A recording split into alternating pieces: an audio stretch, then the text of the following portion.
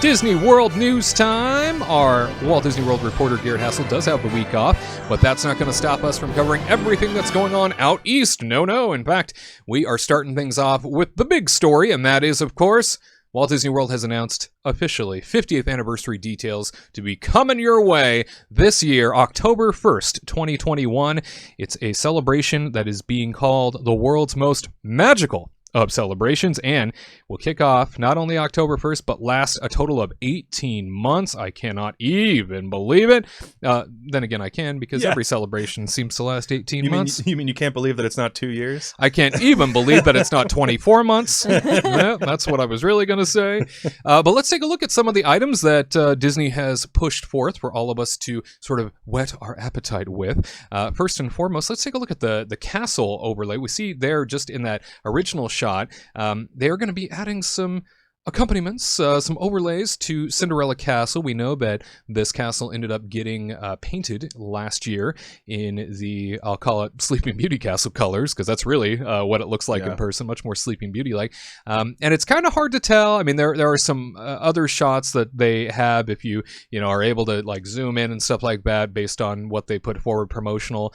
It's all, of course, artwork at this time. It doesn't look nearly as overbearing in terms of overlay as their last major celebration during Disneyland's 50th. I remember they added a whole bunch of things to the turrets and kind of made the turrets themselves substantially larger with the tops that they put on them.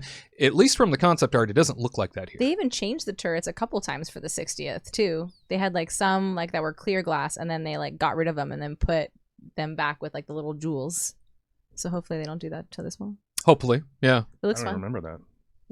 Yeah, there were. I know that they had, and that like 100 years of magic, way back when. The various celebrations that have come about at Walt Disney World have brought various decorations that some linger for years after the celebration. I remember there being that big oval shaped stained glass looking image that they had up there in front of what used to be the clock on Cinderella Castle for a number of years after. I think that was the 100-year celebration. It might have been the 50th for Disneyland, I'm not sure, but that seemed to last forever, and that finally got taken away. But the castle itself, I mean, looking very majestic, definitely looking very, very whimsical. Hopefully this only elevates what colors they originally added to the castle this past year with the Sleeping Beauty imaging. That's what I'm hoping for. I'm assuming so. I mean, I think they painted it that color knowing that they were going to put these flourishes in there. I mean, this stuff all was probably done at the same time. Yeah, really letting it pop, potentially. Yeah. So excited to see that. Of course, Mickey has his big 50th attire. Over at Walt Disney World, it does look very different from what we remember seeing at Disneyland during the 50th anniversary. Of course, Minnie there as well with her gold bow. Is this photo from the old castle colors? No, that's the castle okay, colors. It's just blurred. Yeah, it's just, well, it just doesn't look as pink as I was expecting it. But it's different times of the day. Yeah. When that light hits it. Yeah. But there they are, looking ravishing, very colorful. And, it's funny, their attire very much represents that millennium, what do they call it? Millennial pink or color. Iridescent. No, don't say it. But we can't say it. Can we talk about this for a second? We're canceling iridescence right now. It's not allowed, happening. Huh? No, you're not allowed to call a color iridescent. I'm sorry. That's just not happening. They owned it. They bought it. No. They're like, I own this color now. Thrown out. Yep. Oh my. Millennial pink. I think nice. If you look at the castle though, like the pinks, they have the gold in it too. So they have, no matter what, the blue has gold in it. Everything has like some shades of gold in it. So I get it. It was just really nice. But it's very pretty. Yeah. Well, let us know what you think of Disney World's sort of imaging for what's coming for their big 50th anniversary. You see, if you're watching with us, various clips of some of the artwork coming to life and how the projections are going to be used on the different icons of the various parks, from Cinderella Castle to Hollywood Tower Hotel over at the Hollywood Studios Park. I know that the Epcot Spaceship Earth and the new pylons out front are going to be illuminated. Sounds like a nighttime show might be happening light-wise to Spaceship Earth. And then, of course, the Tree of Life over at Animal Kingdom, all coming to life with a specific 50th overtone. It'll be cool to have just, I think, evening edition projections tailored to the 50th anniversary, all of which look in artwork form very nice, and typically in the artwork it always looks great. Oh, yeah. Hopefully it stays that way. I feel like you can't mess up the Tree of Life, though, because they're just going to do some like firefly stuff. And it always looks so magical and stuff when they did the Christmas work on it. Like, I don't know, whatever. I'm like, my mind is like shot today. Let's get I your don't know. words The together. Christmas Yeah, I know. projections. Wow. Anyway, that's going to look really cool. But when they were talking about Spaceship Earth, it seemed like they're going to keep that forever now, right? Yeah. Once they It's a fix permanent it, it's a installation, permanent they thing. said, yeah. That's going to look really cool. Yeah. It Yeah. needs it. It needed it, As it right? should To be, make yeah. it more magical, like so people can take more pictures in front of it. Mm-hmm. I'm assuming that they're going to be using it at the end of the new Epcot nighttime show as well. Like, I think that they're going to use kind of this new lighting package as part of that show as well. Kind of say goodbye to everybody as they're leaving Epcot for the night. The fact that we're getting 50th anniversary anything at this point, hooray. At least Oh, it's still man. happening. Yeah. At least they're going to throw something at it. I know that they are definitely in a position right now where I'm sure the concern is, my goodness, to start such a big milestone celebration and to potentially still have capacity caps, in Right. place, and to not be able to welcome everybody the way we would like to. Yeah. I'm sure that's very taxing on the planning for all of this. And Oh, yeah. why would you want to reveal something really big like the attractions that we know are being shelved right now for the sake of waiting until you can offer it up to the whole populace rather than just a small segment? Yeah. I mean, I hate to say it, but, it's fun to see this stuff, and I'm not going to be as negative as I was last episode, but I just feel that, like, this would have been a very different announcement had there not been like coronavirus stuff, Oh, yeah. because this was God. this was really Fireworks show? yeah, this was really a reveal of Mickey and Minnie's new costumes, and there's going to be projections Yeah. on these four great pieces of these parks and Landmarks. of these fabulous places. Anyway, so I mean, that's really all the news was, and it seemed cool when you're reading through it, and then you're like, oh, it's kind of not that much. And so that's unfortunate that obviously that there was so much planned for this, and you can only do so much, because what's the point of doing this plan, right? The point of this is to bring more people in. Yeah. And like you just said, if you're already at capacity, why increase the celebrations when you can't invite more people? So it's When you think of the sort of over-the-top spectacle that was the announcement for the 50th anniversary of Disneyland, and just how big that all became over the course of time, and how they got that ball rolling, and Julie Andrews was the ambassador of the 50th anniversary, and they brought back all these characters, and they brought a huge spectacle fireworks show to kick it off in the daytime, and they had all of these various attractions that they were rolling out in parks around the world as part of the celebration. New rides, new experiences, new shows all over the place.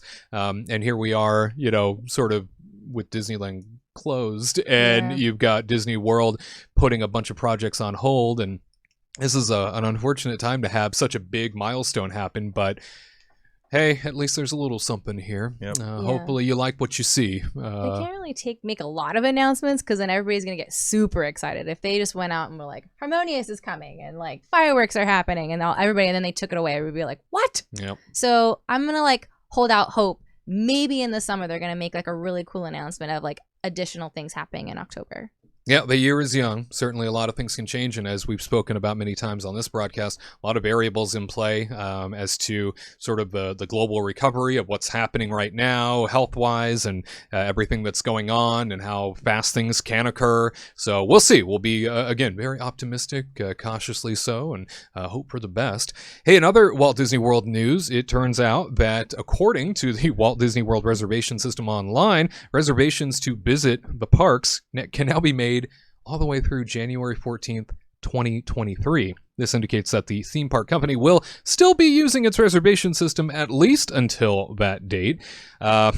This reservation system is something that I think we all knew was going to last longer than, say, the pandemic last a lot longer than when everybody was going to, potentially be recovered from the pandemic and get back to a sense of normalcy with attendance. And now they're sort of pushing this out even further with a 2023 window in which to block out your theme park visits. I know that Josh D'Amaro, the chairman of Parks and Resorts, even mentioned that, of course, it's coming to Disneyland when and if Disneyland finally reopens at some point this year, which I know it will. But knowing that, he said, yeah, it's going to be there from this point forward. Feeling pretty confident that there's no end in sight. Katrina, do you think this is one of those situations where this is something that's going to be left in place for eternity? Do you think this is something that they're never going to come back and revisit? Because this allows Disney to manage things the way they've always wanted to. Oh, yeah. I mean, for me, a lot of people are freaking out by it, thinking that I don't know. I see it by both ways. Like Disney, this is what they want. They want to not control, but just know how many people are going to be going there. So then, if they do their, their price fluctuations based off of weekends versus weekdays versus holidays, they know how many people already have certain days booked. So then they can jack up the prices, supply and demand. Mm-hmm. And they can like jack it up like earlier if they have certain spots left for like single day tickets and stuff. They can like make money. Yeah. I mean, I don't know. I think they're going to keep doing this for the foreseeable future. Obviously, I don't think it's going to be that big of a deal, though. I feel like people shouldn't really be worried about it if anybody is, because I mean, if you think about it, when you make your plan for Disney World anyway, you're already, you're going to do your fast passes well ahead of time, regardless. So 60 days ahead of time, you're already going to know you're going to Magic Kingdom. So yeah. I don't think it's that big of a deal. I don't think most people really do go to the parks without making Fast Pass Plus reservations first. So, I mean, at this point, obviously there's no Fast Pass.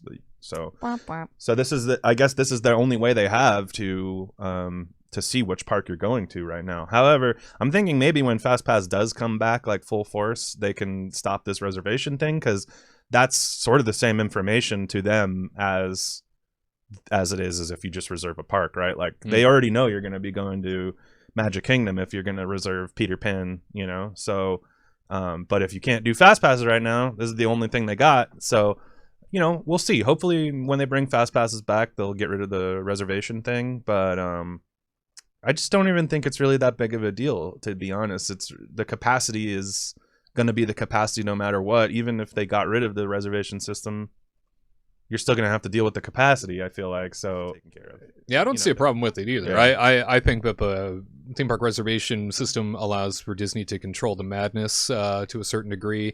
Again, back with like Disneyland, knowing that this is probably going to play much more of a role with them than Walt Disney World long term.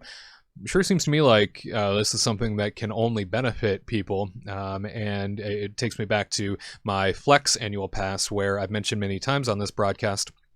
That annual pass required you to make a reservation anyway. It was their first sort of foray into that idea. And a lot of times I would see days that had limited availability, and that was a key warning to me as a local that had a pass that I probably don't want to be there anyway because it's going to be too busy.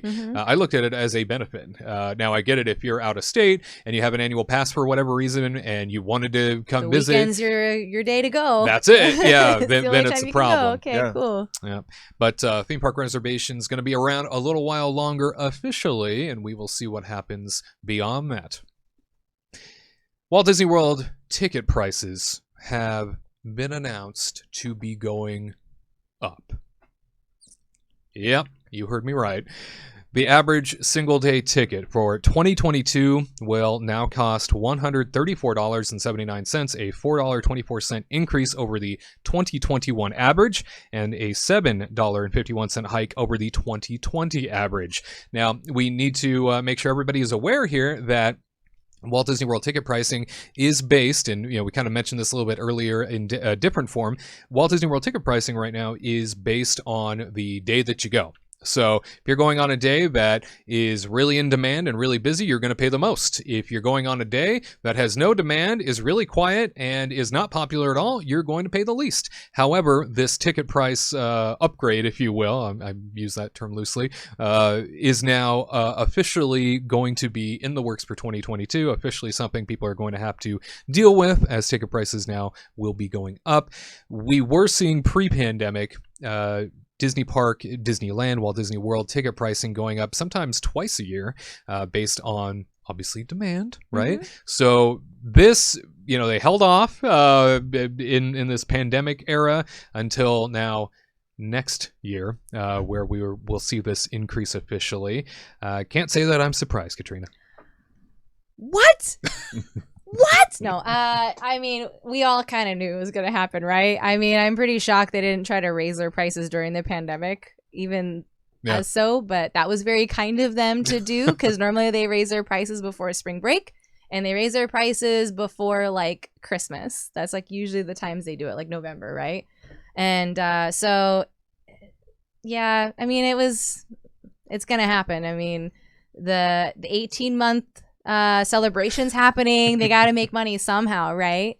So yeah, I mean, it sucks. They sucks, but they know, so they know like people are gonna come for it. So, and then like plus they're gonna have like Ratatouille happening and like a couple of new extra things, so people are gonna pay for that happiness. It just sucks that they're kind of gouging for these, and like a lot of families can't even afford it, and so now they're kind of just making it for the rich families to go. I mean, I can't imagine how much it would be for a family of 4 to go for 7 days to stay at the Walt Disney Resort when they're taking away the bus system for the airport. They're getting rid of like all these other like little accoutrements, even like the stupid magic bands. They got rid of the magic bands to stay at the resort. So it's just like a bummer, because now you're paying for your ticket and you can get like a free little card, you can use it to swipe and you get a cool little, whatever. Or you can pay $20 for a magic band. Or if you stay on the resort, you can pre-purchase a magic band. Sometimes they're like less expensive, like $10 or something. So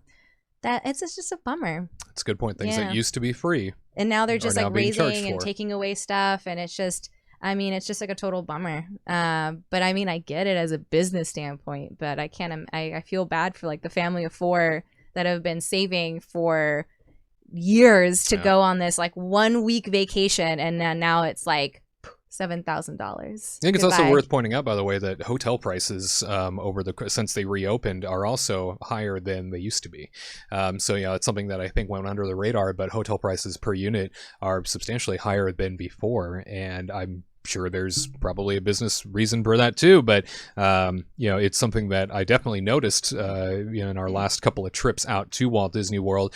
If you're staying at a Disney Resort hotel, even in the off times, right, because they've restricted capacity anyway, so every time you go is now considered like an off time, those hotel rooms are still more expensive than they were pre-pandemic. They're pricing people out. Yep. I mean, this is like 1,000% what they're doing. They know that they can get people to come. They know they're already at capacity. So what are you going to do? You're going to get the people with the most money to come. Like, that's what you want, when you're a business like this. And it's unfortunate for a lot of families and people out there. It sucks. But at the same time, name another high-end theme park, because this is kind of the only one. Yeah.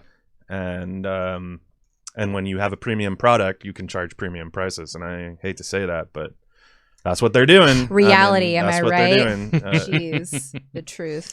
It's what we have to deal with. It is unfortunately always the case at Walt Disney World and Disney parks globally. Those tickets and those prices will always go up. Well, my friends, let us know in the comment section down below how you feel about ticket prices rising, park reservations potentially being pushed out even beyond 2023 maybe, and what you think about all of the 50th anniversary fluff. Yeah, all the goodies coming for Disney World's 50th anniversary. We would love to hear from you. To all who come to this happy place, welcome.